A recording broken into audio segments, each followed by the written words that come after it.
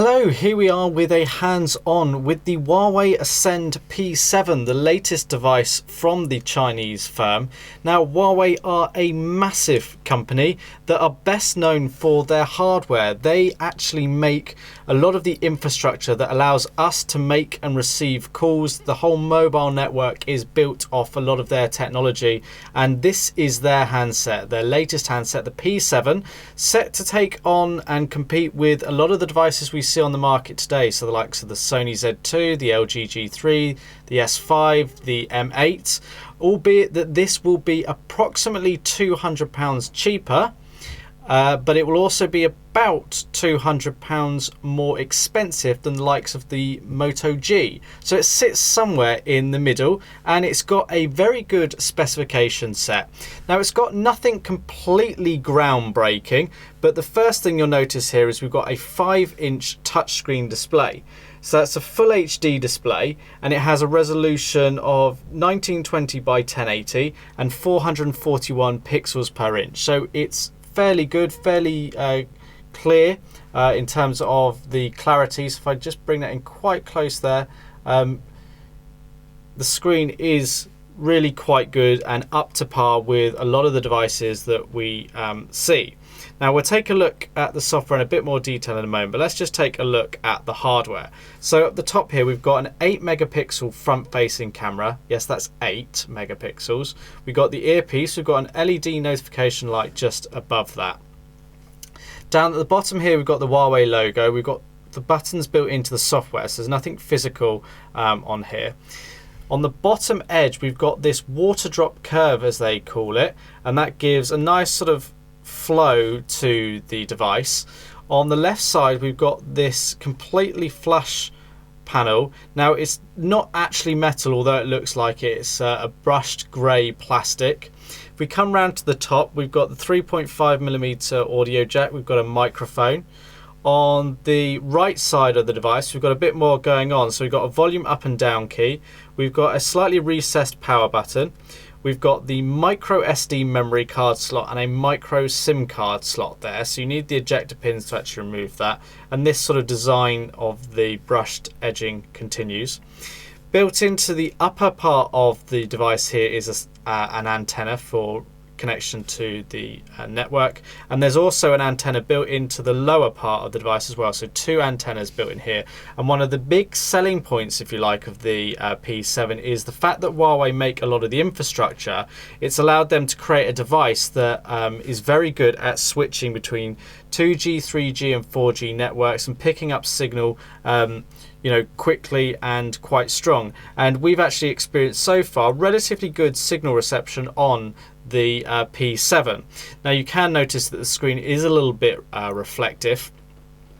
You'll also notice how thin this device is. It's 6.5mm, so it is one of the thinnest smartphones on the market today. If we spin the device over on the back, we've got a glass back to it, and I don't know how well this will come out on camera because of the reflections under the light, but this back is glass, and it's been made up of 7 layers, and it's actually got like a spiral texture to it. Now, we've got a single speaker down here at the bottom, which actually packs quite a punch. We've got some regulatory information. We've got the Huawei logo here, smooth to the touch, that's all built into the glass. And then we've got the rear facing 13 megapixel camera with LED flash, 1080p video recording, no 4K video recording. The battery is 2500 milliamp hours. It's built into this device under the back panel, so you can't remove it. Weighs in at 124 grams. So it's a pretty good device all round. We've got a quad core processor clocked at 1.8 gigahertz. We've got 2 gig of RAM and 16 gig of internal storage. Now, we've already installed some items on this device, but what was quite nice to see out of the box here is the amount of memory that it actually had available. So it had about 11.4 gig available out of the box, which is quite nice to see. So here you can see of 16 gig or 11.77, so that's quite a good ratio on here.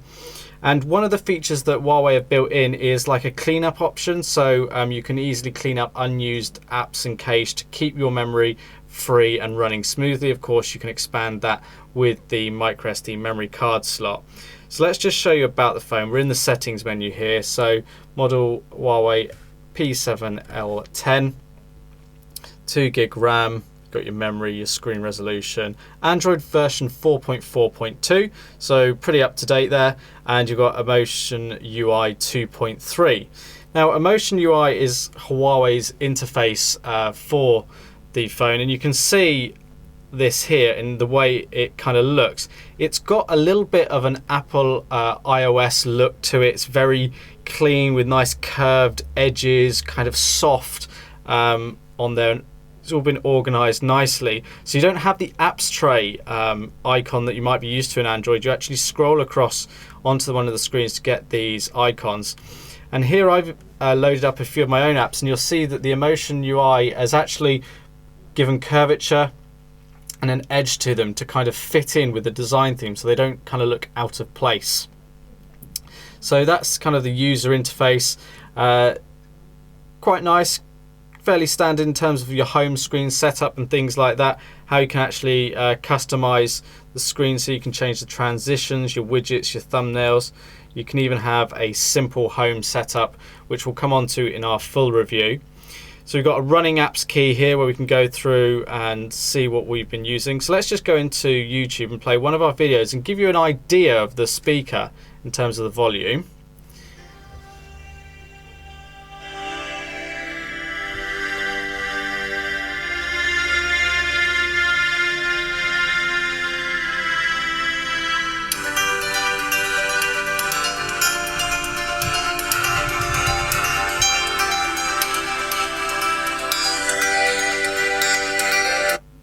So it's difficult to really pick up on camera and through the microphone we've got here, but that's actually quite loud, and it's actually quite clear as well. I was quite impressed with the actual overall quality.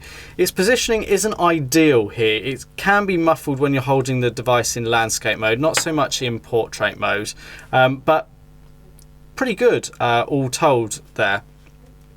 So we've got a front-facing camera here that's 8 megapixels, so there we are, we can see ourselves here.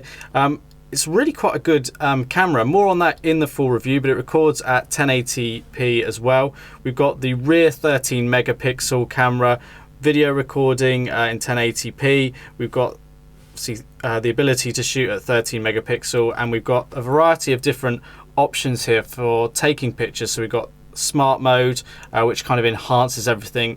You've got normal mode, and then you've got other settings such as HDR, panorama, filters. You've got this audio note and audio control, which is quite interesting, and the ability to watermark images generally based on your location. You can control your flash, and then you've got further settings here. So a little bit of manual control regarding the timer, the ISO and white balance depending on what mode you're in. Your video options, including stabilizer and the video quality, and other things is what the volume button is used for. So whether it's used to take photos or videos or a zoom. So there is 4x digital zoom on this, where you save them, etc. Double press the volume down key there for opening the camera and things. So loads of great options that you've actually got in here. We've also got a bit of a refined interface regarding the settings. So we scroll down from the notification bar. We've got this quick access to a lot of the settings here, which is really nice to see. It's well laid out. No fiddly scrolling across, just up and down like so, which is nice. I like the way that that's been done. Let's go into the settings and show you some of the further details we've got. See, a lot of this is fairly standard sort of configuration options. Networked apps is like a little addition that Huawei have made here, so you can see which apps are using data and you can start to monitor them and maybe close apps down if you want to limit your data use. You've got this home screen style. We'll have more on this in our full review, but you can see you've got the standard or you've got the simplified version there, which just makes it perhaps a little bit easier for certain individuals with bigger, clearer icons. You've got controls over the display brightness and orientation. You can change your fonts and the font size. Big thing on this is, whilst it's got a 2500 milliamp hour built into this, there's lots of power saving options built in to try and conserve battery life and get the most out of it. We've only been using this for about a day at the moment, so it's a little bit difficult to say how well it's going to do, but initial impressions aren't too bad, which is good. We've got a do not disturb feature, which is becoming more common, so you can enable this and allow calls and messages from certain contacts and not others between certain times. You've got a notification manager here, so what apps can put notifications through to you, so that's a good way of limiting your notifications. You've even got this protected apps, which is quite nice, so allow 15 apps to keep running after the screen is turned off. So this is something, if you need it to be continually updating, this is where you can control which apps do run in the background. Of course, you can turn that off. You can see we've added a few different accounts on here already, but you can add your own corporate email account, Google account, Twitter, Facebook, you name it. It can all go on here. It's complete Android, so you can download your apps from the Play Store. You've got all your usual sort of settings. You've got this suspend button, which is quite interesting. If we switch this on, you get this little icon over here in the side, and you've got some quick access to certain things such as running apps, the cleanup, the lock, the home and back button. You can switch that on and off just there. You've got motion controls on this device, so you can flip to mute it. You can pick it up and it will reduce the ringing volume, raise it to the ear to make a call, shake it to rearrange icons, and tilt it to move widgets, which is an interesting one. So you can see here you press and hold on your icon or widget and you tilt the phone left or right to move it to one of the appropriate home screens. You've got glove mode for increased sensitivity, you've got your languages, and you've got your usual updates and things like that. So that's a quick look at the Huawei Ascend P7. Be sure to check out our full review, which will be available on blog.clove.co.uk and on youtube.com/Clove Technology in the coming week or so. But until next time, thanks for watching.